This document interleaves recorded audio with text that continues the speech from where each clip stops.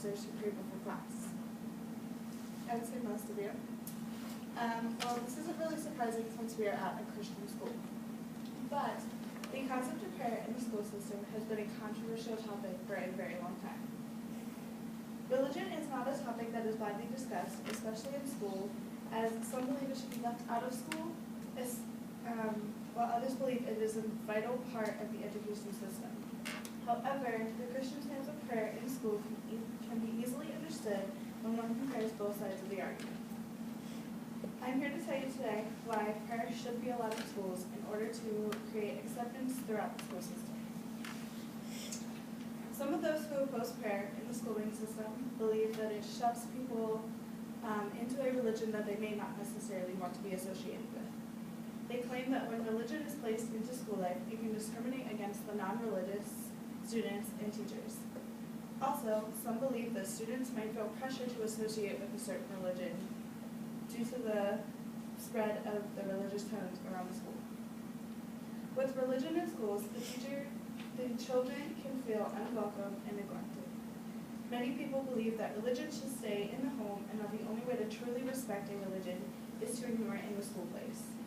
The Americans United for Separation of Church and State support this by stating 90% of American youngsters attend public schools. These students come from homes that espouse a variety of religious and philosophical beliefs. Given the incredible diversity of the American society, it is important that our public schools respect the beliefs of everyone and protect parental rights. The schools can do this best by not sponsoring religious worship. This principle ensures that America's public schools are welcoming to all children and leaves decisions about religion where they belong with the family. The main argument that some of those opposed to prayer in school believe is that the school system is meant to educate, not promote religion. They believe it is not the job of the educator to endorse any religions, as it may offend children or prevent the children from building relationships with others. The Freedom of Religions Foundation states, religion is private and schools are public, so it is appropriate that the two should not mix. To introduce religion in our public schools builds walls between children who may not have been aware of religious differences before. These are all valid arguments for the opposing side. However, I feel that prayer is more impactful when it is incorporated into the school system, but not necessarily made mandatory. Prayer is a way of connecting with God and unifying with others of the same or different faith.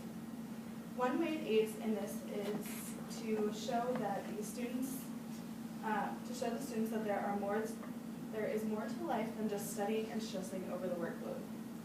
Also, prayer and meditation have also been found to be helpful for people when they are stressed, as it helps them ground their thoughts and emotions. Prayer in the schooling system can allow students to be exposed to the religious element that they haven't before. One way it does this is by encouraging acceptance and understanding throughout the school system.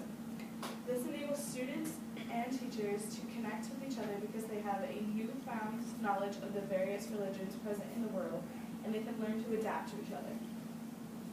Messiah is a great example of this because there's so much religious diversity. We all learn to connect and engage with each other because we are exposed to these religious elements. In an article that Eric Collins wrote, it is stated, "Our nation was founded on the freedom to publicly acknowledge God's existence. Allowing prayer in schools will improve, not detract from a student's understanding of the universe.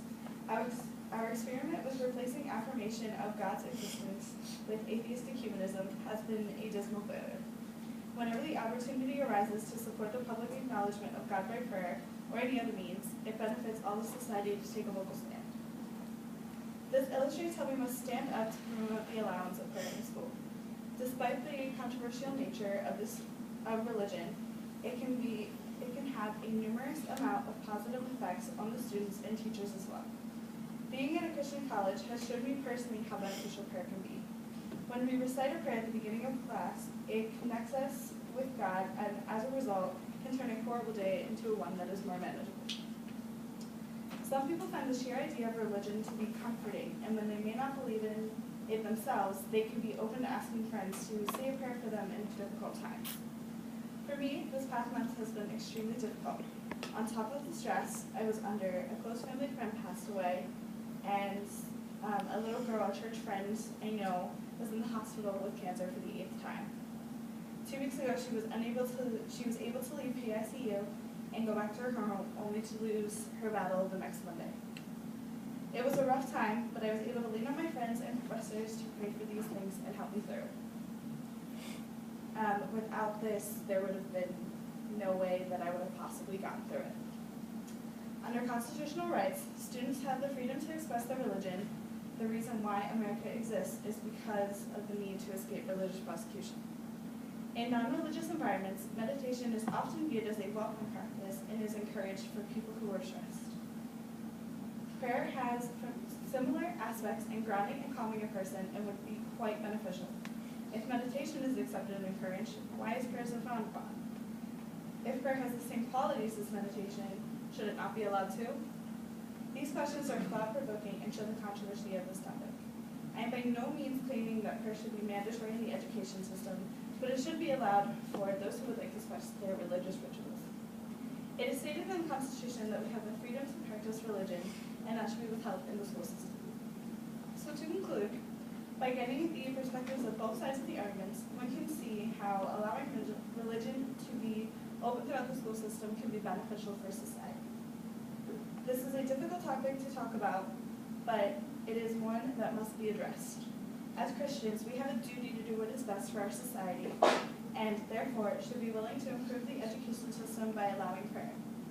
It will not be an easy journey, but by allowing prayer, we can teach students to accept people of other religions and